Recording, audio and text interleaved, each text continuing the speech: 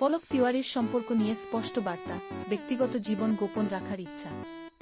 মুম্বাইয়ের বলিউডে নতুন প্রজন্মের নায়িকাদের মধ্যে পলক তিওয়ারি এখন আলোচনার কেন্দ্রবিন্দু।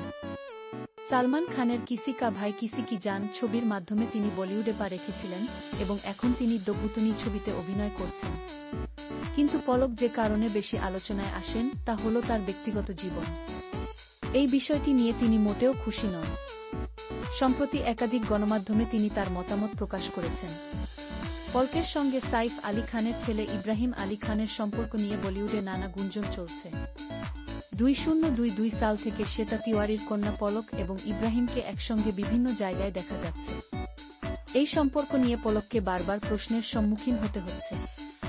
এমনকি শোনা যাচ্ছে তারা নাকি গোপনে বাগদানও সেরে ফেলেছেন। তবে পলক এবং ইব্রাহিম কেউই এই গুজবের সত্যতা নিশ্চিত করেনি।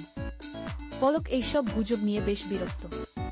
তিনি চান না তার সম্পর্কের খবর শিরোনাম হোক। ক্যারিয়ারের এই পর্যায়ে দাঁড়িয়ে আমি চাই না যে আমার রোমান্টিক জীবন আলোচনায় উঠে আসুক।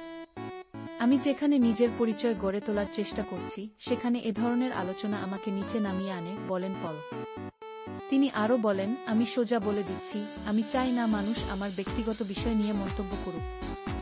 যদি আমি সত্যিই কোনো সম্পর্কে থাকি তাহলে সে বিষয়ে কারো মাথা ব্যথা থাকার কথা নয়। আমি আমার ব্যক্তিগত জীবনকে ব্যক্তিগতই রাখতে চাই। পলকের মা শ্বেতা তিওয়ারি মেয়ের পাশে দাঁড়িয়ে বলেন, আমার মেয়ে এখন ছোট। প্রতিদিন ওকে কোনো না কোনো ছেলের সঙ্গে জুড়ে দেওয়া হয়, তবে সে এসব নিয়ে পাত্তা দেয় না। কিন্তু এভাবে কতদিন চলবে জানি না। আমি বরং এগুলো নিয়ে হাসাহাসি করি। পলক দ্য ভুতুনি ছবিতে সঞ্জয় দত্ত, মৌনি রায়, সানি সিং এবং আসিফ খানের সঙ্গে অভিনয় করছেন।